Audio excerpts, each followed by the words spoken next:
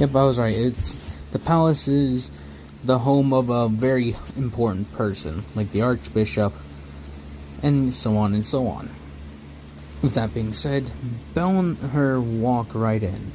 Deku's still wearing his armor, and he's giant compared to most men. They see this walking tower suit of armor, and this very small woman walking beside him. As he's just walking above the palace guards are like, should we even have come? Look at him. Who's gonna try to kill him? As that's being said, he makes his way into the grand hall with the king coming out. With the king coming down off his throne, coming to look Belle not eye to eye, because he's still smaller than Belle, about same size as Aaron. He's a very big man. As he comes walking out, Belle just is giant compared to him. He's like, so you are the Warhound. Looking him up in his eyes. It is an honor to meet you. As he sort of gives a bow, a slight bow. And Belle giving the same, it's an honor to meet you. I take it the princess is your daughter. He's like, yes, she is. The lords and her were very formidable. As he asks, what happened? Your lords and her challenged me to a duel. I defeated them all in one-on-one combat. As he says that, he's like, well done. Granted, my daughter still has much to learn, but she is skilled, for her age at least. Which I'll say she is 18. Well, 16. So, since Belle was leagues ahead of her, he was about, if you went back to when Belle was at the when he was 19, maybe 20, she would have been on equal footing with him. But since he's been fighting for a lot longer, and instead of just being trained, he's actually have had battle experience, he's become much more better at fighting. Plus pure strength and such, a lot of factors come into play. But Belle digresses as the king offers him a spot at his table tonight to eat. Belle looking at his wife. The king's like, so even though you're one of the most powerful warriors, and possibly one of the greatest warriors with the most influence, you still look to your wife? He's like, I only fought because of her. Besides, we don't want to be delayed too much. I wish to go to Orario. I hear it's a wonderful city, and I wish to leave this land and all the bad memories behind. It's like, I see. Well, it is up to you two if you wish to come. As he gives a bow, and the queen also giving them a bow, because I'll say she was there too. She's looking at,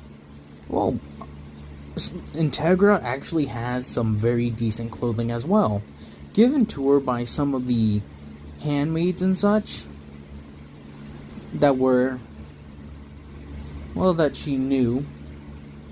That,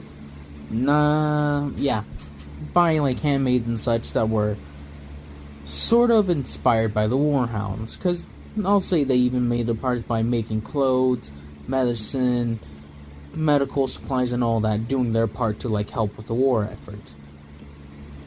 And when these ones knew about Belle and his stories, and realizing that she was pretty much his wife, they thought, it'd probably be nice to get her a dress or something, so they worked very tirelessly and made her some very fine clothing indeed, along with his family as well.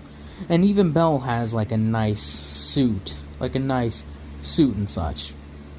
Now, as Belle and her go to dinner that night and discuss, The king discussing Bells about some of the battles that they had before the princess and such could get there, and him letting Bell know about, well, how his, as he would just flat out say, the spies within the Empire. It's like, you do not care about telling me this. The Empire is gone. In your Empire, in the tribesmen new kingdom will rise. If they make a kingdom, that is. And him telling Bell and him discussing some of the battles during the Empire. And the time when Bell kept his troops back to defend the villages and such that would have been crushed by the horde of ghouls. That were the morbid vanguard for the beginning of the tribesmen and such. That being said, he asked Bell how did his forces defend villages that did not even have walls. Bell simply said, "We became a meat grinder the enemies threw themselves in." Flashing back to a point like where the villagers were saying, "Why don't you just escort us?" Bell saying, "We cannot escort you. If we were to do that, we'd be picked off in the middle of the night with no roads. At least here we have some form of protection in the houses. All you should go into your cellars. If not all you had cellars, share." Those being said, they're like, the walls are going to be crushed. No, they won't. The enemies won't even land near them. They're like, "Oh, really? Why is that? Are you going to become the walls?" "No. We are not defensive. But we will be the meat grinders they shove their head first into." Later on to that night, where Bell has split his forces, like Cassius, Lucius, and Aaron, all having quite a few numbers, like I would say maybe at least 1,000 or so troops under their command, and they split those troops up to defending several villages. During the day, when they would take the villagers from each village and move them like as fast as they can, which thankfully most of the villages were pretty closely together, they would all have them congregate in one larger village that they could all possibly hide in cellars. And if they couldn't hide in cellars, they were handed a weapon and told to hide in that building. That being said, they all were just grinding down every single enemy advancement when it came to the ghouls. This is not one of the battles where the alpha ghouls came in, not when the alpha ghoul is, but still a very great battle. That being said, they were grinding down enemy assault after enemy assault. Eventually, Bell and his forces were able to successfully escort the civilians and such back to Gary's keep and surrounding keeps,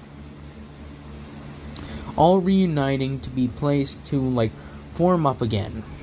And as Bell finished telling these stories, the queen and the king are very impressed, along with, the prince. The young prince, who has been listening to the stories of Bell and has sort of been inspired in a way. Sort of practicing with an axe. Practicing with heavy armor and axes.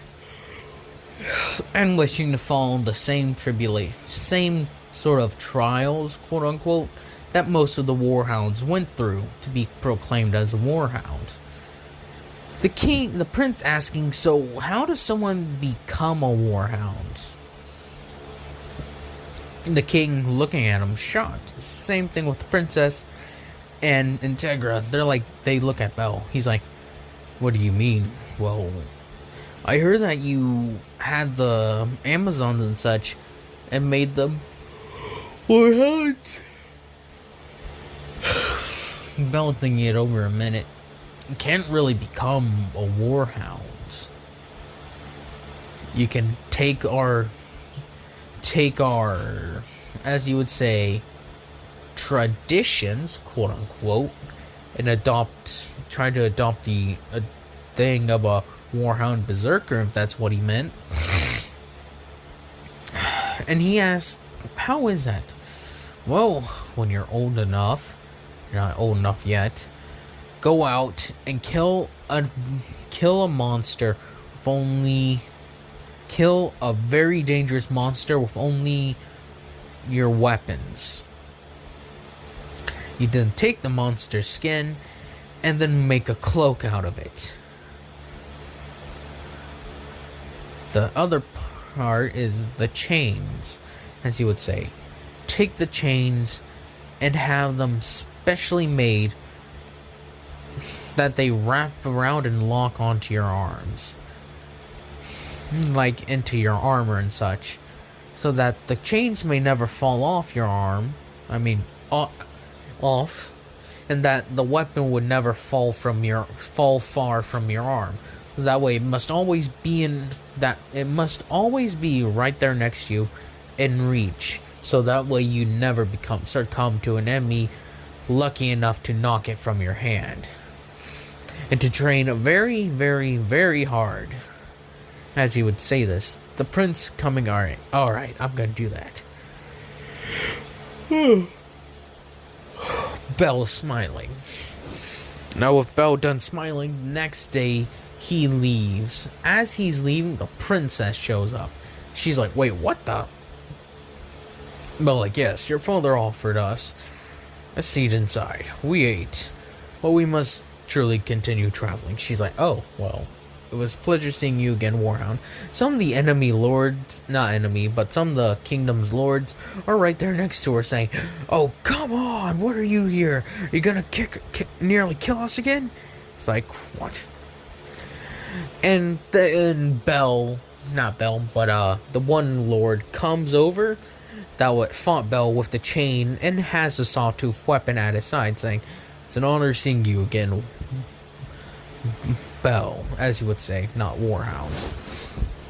Him showing Belle proper respect as he sort of bows slightly, like, good evening, lord, my lord, as he would say this. Safe journeys, and use that chain proudly and that sword. As Belle walks off, taking Integra with him. Now, several months have passed. They have been going through and have finally arrived at one of the port towns. Now, as they get their ship organized and such, they set off for the sea. It's a long voyage. They'll be at least out for a week or two. That being said, Belle and them, pretty much during the halfway mark, it's nice and calm, then a storm hits, the boat is shaking rapidly. Earlier on, Belle and Integra were enjoying nice calm waves, enjoying the sun. Integra being seasick, and then Belle was just sort of able to keep it down. He's like, I do not enjoy this feeling. But after getting used to it, it wasn't that bad. That being said, they're going over the sea da da da da da da da, flying, going over the sea. Then when the storm finally hits, it's and the boat gets hit hard. Captain's like, sir, there's something. So we hit something, sir. What did we hit? Don't know, sir. Could have been some rocks. As they're like, oh yes, I see them right there. One of the shipmates going, are you sure that's a rock, sir? It doesn't look like one. Some of them what do you mean? As the captain takes a closer look, pulling out a little telescope, he's like, ready the weapons! And one of you, some of you may notice what I'm doing. If not, Belle's after hearing the prepare the weapons, Belle's wait, what? As he's Integra, stay here. As he rushes out with grabbing his axe. It's grabbing, his bigger axe. He's left the two downstairs.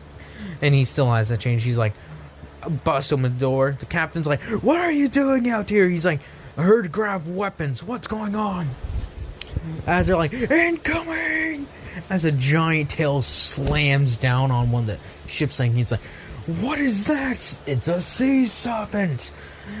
"Oh, bastards come every year. Drive it off, man." He's like, some of them are like, "By the gods, that's the biggest one I've ever seen." They vary from sizes from like medium, from small to medium to large. This is like extra large. A large one would be roughly the size of 2 of their ships. This one's about the size of 3. And kind of like more thick, like you know how it's more round and such, to like with more muscular and such. Thankfully this one doesn't have a breath or anything. Is like bashing and even bites into his ship at one point. Bell and the troops trying to get it off. Bell grabbing a harpoon and going like, whoa, throwing it right into one of its 6 eyes as it screams and recoils backward in like pain. They're like, "What the heck?"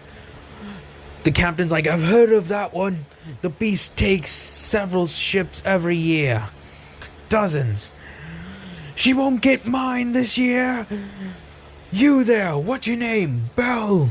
Bell, organize a thing. It seems you have experience with fighting giant monsters." It's like, "Aye, aye."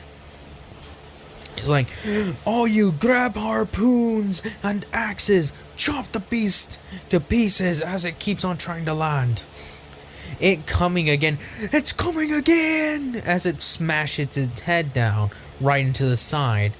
This ship is reinforced with metal, and it has magic users. So magic users are trying to use lightning, fire, anything they can possibly grab. So they like hit it a couple times, it roars and comes rushing back into the ship. As it like its teeth sink into like the ship, Integra and several civilians and such are underneath like, "What's happening?" As they're all in fear, Bell's like, "Whoa!" Grabs onto it, like takes his axe and latches onto its face, chopping right into several, and grabbing his axe and wrenching it downward its face, taking 3 more of its eyes. It recoiling in pain and like he's still attached to it. He ends up getting pulled under. Like, "What the?" Whoa! Several of them are like, "That man, the one with the white hair, just got just got taken under the water, Captain." And Integra like, "What?" After hearing this, looking out, she's like, "What? Bell just got taken." Several of them, "The beast just went underwater. It's probably gonna resurface, possibly." As Bell's like holding on for dear life. So this thing's like thrashing around underwater, trying to shake him off. He even plunging the axe and like taking the axe and pushing it even deeper as it starts rushing towards surface. As it like jumps out of the water, Bell like as he's like as it starts like dive-bombing straight into water. Others see this. They see this. Bell isn't wearing his heavy armors, so yeah, thankfully he just has the axe. He's like as he's like as it does it again, Bell just carving deeper and deeper into its skull. Eventually he's gotten to the jaw. He grabs the axe, and as it like jumps out of the air, he grabs onto the axe. As he's finally gets more air on it, Bell, once he gets out, pulls it, and then just taking the jaw clean off, ripping it and leaving it like only unhinged. As it's like hanging there, it's just hear a massive shriek as Bell is flung from it, and the ship, as he like lands into one of the sails, like one of the smaller sails, like he's like, whoa, he just lands hard. He landed so hard he like just, probably some say like broke his arm. It's like, oh.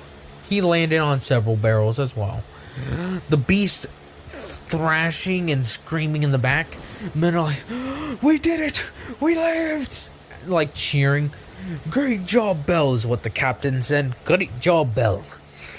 Now, all you, keep an eye out. There may be more of these beasts. Integra, hearing that Belle returned, he's like, Integra, you alive? She's like, I'm alive. It's like, good. I am too.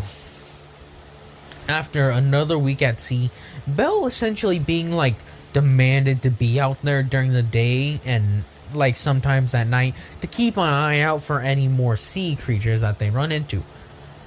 Thankfully, they only run into like a small one, but it doesn't really do anything. It just like swims off after being seen.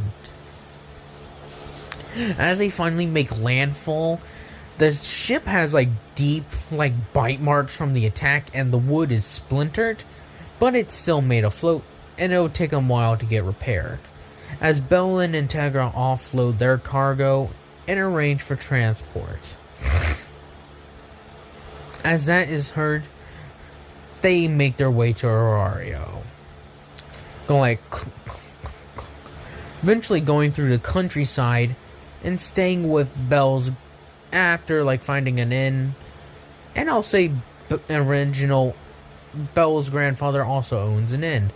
And Belle talks with the grandfather and talks with who everyone just calls Grandpop or Grandpa, saying that, well, Grandpa, we're going to Orario. Oh, the city full of adventurers. Hey, where'd you come from? Where you hail from? He's like, we hail from across the sea. You're like, you came during this time of year? You must have really wanted to get to Orario. Integra asking him, what do you mean? Well, during this time of year, the water is usually infested with more sea serpents than usual. He's like, that explains the giant one. He's like, what do you mean giant one? As then Integra encourages Belle to regale the entire tavern with the tale of how he and the crew of the ship they were manning fended off this behemoth of a thing that was easily three times the size of their ship. Some saying calling bull on it, others saying that's actually sounds plausible, because some of them are sailors and they have had encounters and have heard the stories of that specific monster, asking them how did they drive it off. Belle giving in he actually doesn't even exaggerate the story. He tells it how it was, but just like using like his axe and showing them the axe he did it with. It's like, I took the axe and ripped off its jaw. Then it flung me at the ship.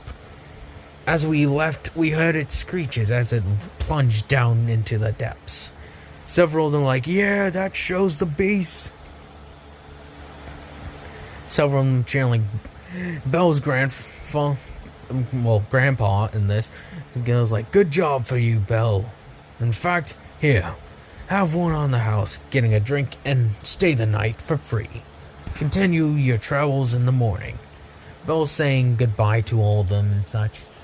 As Belle is more happy now, he's finally free of his his metaphorical and quite literal chains, aside from the ones he decides to wear, honoring the warhounds. Then there's the traveling to Orario. It takes a little while to get there, so as they travel there, they get to the city and check it out, with the whole thing going pretty well. Go through the store and such. They don't wear their armor. Belle is quite a big person, so he's taking notice really quickly. And as they're traveling through the streets, Belle's wearing more or less his normal clothing, what can be considered commoner's clothing. So he walks through the thing. They're just enjoying the city. And at this point, they've run quite low on funds, so they have to stay somewhere for the night.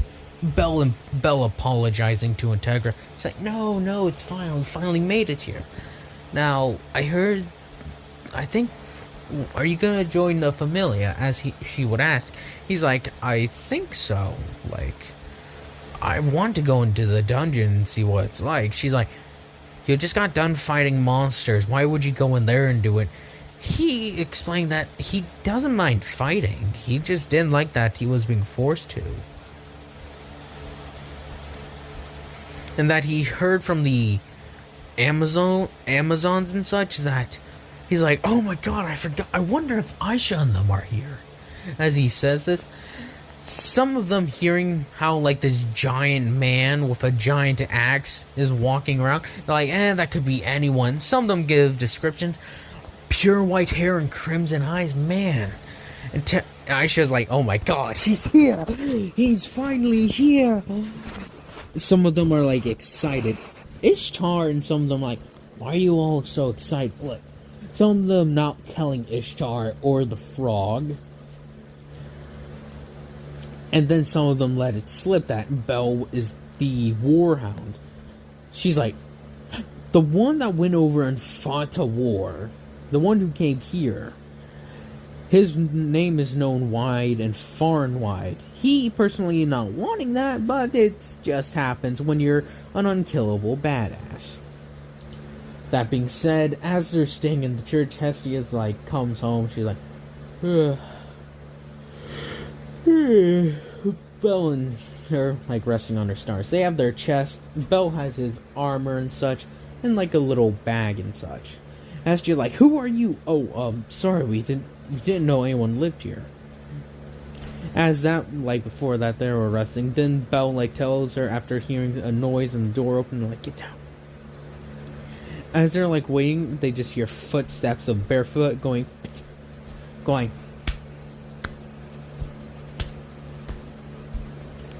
And then as they're like, stop there. As he has his axe, she's like, oh my god, don't kill me. I don't have any money. He's like, oh, I am so sorry. As Integra's like, who is it? She's like, there's two of you? They're like, oh, we are so sorry. We didn't know anyone lived here. She's like, no. I guess nobody expects a goddess to live here. They're like, you're a goddess. Them running it through their head. Do you have a familia? Or... She's like, no.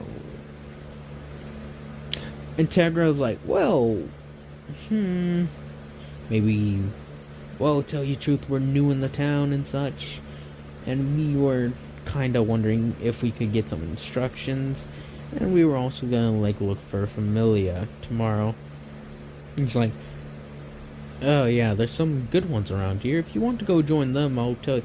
Well, why don't we just join yours? As they would ask, you live where your goddess lives. Or god or goddess lives. You know this, right? We suspected it. Why would you want to live here and be part of mine? They talk about, well, they don't want to, like, draw too much attention. They want to, like, get used to, like, Lyson or Orario before anything big happens. How foolish are they? With that being said and such, Bel gets the whole, alright, well, we gotta do the whole ritual. As they're like, alright. As they do get the whole writing on there. So, what god are you? I am goddess Hestia. And if I remember correctly, Hestia is one of the Greek gods. Yeah, she's one of the three virgin goddess with, I think it's Artemis and, what's her name? Not Ares, Artemis and someone else. Artemis, Hestia, and I'm trying to remember the third one. What's the third one's name? I can't remember, I'm sorry. Well, with that being said, it gets the whole ritual done. Then Bel and Hestia with, I guess, Integra gets the whole ritual done to be part of the familia as well. Bel wondering, does Integra really want to go in the dungeon? She's like, no, but she thought she'd just join the familia. With that being said, Bel's like, alright, let's get the whole thing situated. As they go to the guild, with Bel in his armor. He's a towering man in silver armor with a giant axe, following Hestia. Again. Same thing happens like I did with the...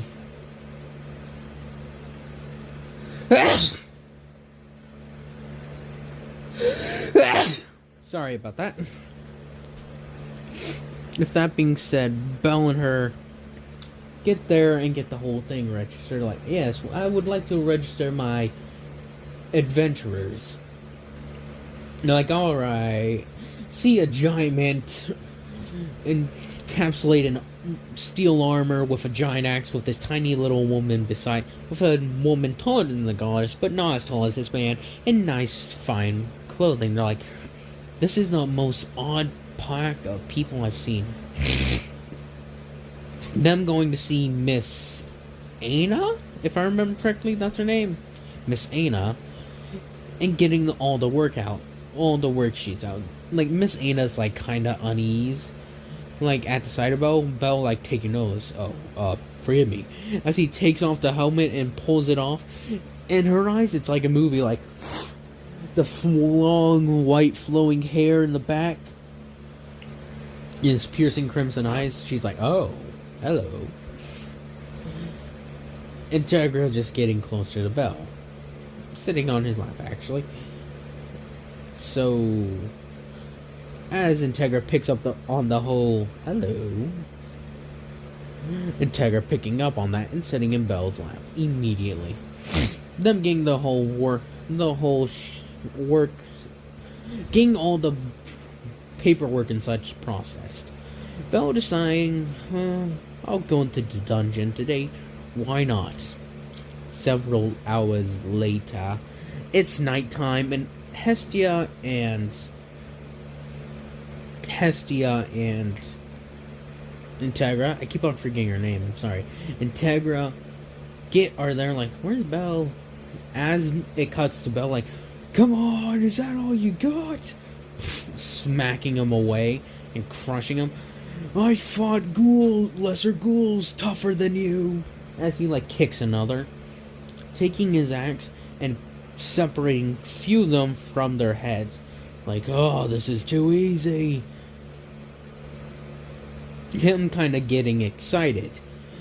Because this isn't like a battle to the death. This is more or less just like practice for him. Because some of the monsters start running away. He's like, well, if I scare them off, that's too bad. He starts filling the sack. He's like, well, so remember, collect the stones,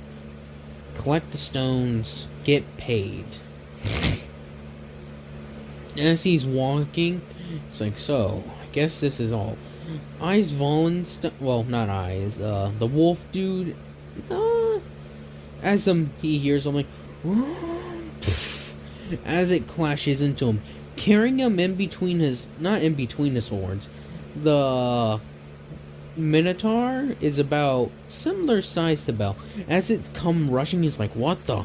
As he like has his axe held in front of him, Minotaur charges, and his axe is holding it back as it's pushing him back. He's like, what the? As he's being like pushed along, he's like clashes into a wall. He's like, what the heck are you? It's just belling out a roar. He's like, alright, that's how you want it? As he's holding it there, he twists his axe a bit to like get the Minotaur's head to turn slightly, and then brings up his knee, clashing right into its nose, sending it fumbling back like. He's like, well then, let's see what you got. As he's like, come on. You all may think this is completely different than what Belle was like a little while ago. Remember, he was enslaved. He's happy now. He's free. So he's allowed to be happy now. He's he's out of his shell in a way. Before he took on the role of a commanding, he's like more or less along the lines of a soldier. Than, well, anything really. So now that have time to be free, his more friendly and happy side has been allowed to come out. So he's more like how he is original. He isn't dumb by any means. He's actually very smart. He's just very happy and more energetic now than being tired and grumpy in some terms, grumpy. As he's going toe to toe with this Minotaur, he's like, oh, come on. As he finally gets fed up, he's like, fine. As he swings the axe, like, charges forward with the Minotaur, horns down coming at him. His axe is, like, straight, like, going to collide with the Minotaur. One swift motion, he's, like, gets it angled down, comes back up, and then gets rid of the head. Eyes and the wolf dude, Bet, that's his name, Bet, coming around the corner just to see this. As the axe, like, swings through it, the Minotaur rushes, stumbles forward, then stone dropping. They're like, oh, hello there. Man, this dungeon really is great. They're like, why are you so energetic? And thanks for taking care of that Minotaur. He's like, no problem. Reaching down, grabbing stone, putting in the bag. Well, it was pleasure meeting you two. My name is Bell. And you are? I am Eyes Wallenstein, and I'm Bet. And this is Bet, as Eyes would reply. Bet and Eyes are still in awe of the size of this guy and his heavy armor. Well, it is very nice to meet you, Eyes Wallenstein. But I suspect it has gotten late. I must return to my goddess. As he gives a bow and walks. Some of level 1 adventurers pass by him who are also kind of new to this. Like, hello. He's like, good evening. And he's like, oh, did you just arrive, by the way? Yes we did. Well, we thought we'd get some late night dungeoning down. He's like, what time is it? Like we said, late night. He's like, oh, dang it. As he rushes out, I'm late. Rushing out of the thing, like, dang it, dang it, dang it, dang it, dang it. As he comes out of the dungeon, he's like, well, that was fun. As he goes and rushes to the guild hall, saying, okay, thank goodness. They aren't closed yet. He's like, excuse me, I need to get some stones checked out. Miss Anna, like, I was about to leave, but alright. She's like, well, Mr. Bell, let's see what you got. As he, like, dumps out the entire thing, like, it's gonna take me a while to count this. Oh, God. As she's like, alright, and she just starts flipping through it, counting it, like, 1, 2, 3, 4, 4, and you got 12,000 Valis. Nice job for the first day. He's like, indeed. Well, 12,000, 13, 21,000, 400, 14,000 Valis. 13,000 Valis. She's like, this is a good haul for a first day. And you're only just started. He's like, indeed. The dungeon is very fun. As he would say this. Well, thank you, Miss Anna. And have a pleasant night. You're welcome, Bell. And here's your food. And here's your whole coin, a sack of coins. With Bella. Thank you, Miss Anna. Dropping by at Mamma Mia's and grabbing some dinner. He's like, is it possible to get stuff to go? She's like, yes. What do you need? I need... And he picks some random items from the list. Yes, that'll be, 3,000 Valis. As he's like, here you go. As he's just waiting there, just like,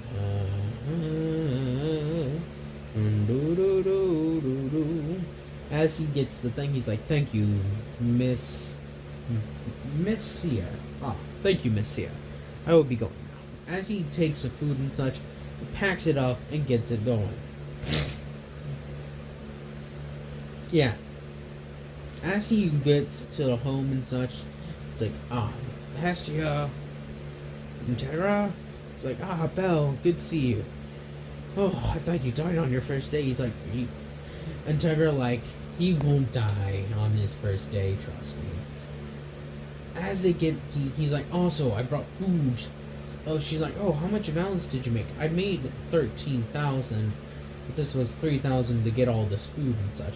Like, I figured since it was the first day, we ought to treat ourselves to commemorate us joining the Familia. It's like, indeed we should have, Belle. Indeed. Belle and Integra are very happy. And very close, as Hestia would notice this. She's like, so, where did... As they also give her the tale on how they arrived on the land. She's like, I got very lucky you joined my family instead of someone else's. And he's been there for 2 days. I'll let that be known. And, well, as they discussed, and he's like, yes, and I will continue to be here and enjoy this. And, Integra, if you wish, I shall take you dungeon sometimes. But nothing too dangerous. I prefer you not to go there in the hall, but I'd prefer to be there if you wish to, at least. He's like, oh, Miss Gangabell, thank you. And with that, this will be the end. And I hope y'all have enjoyed this, and I hope y'all have a nice day, nice night, nice life.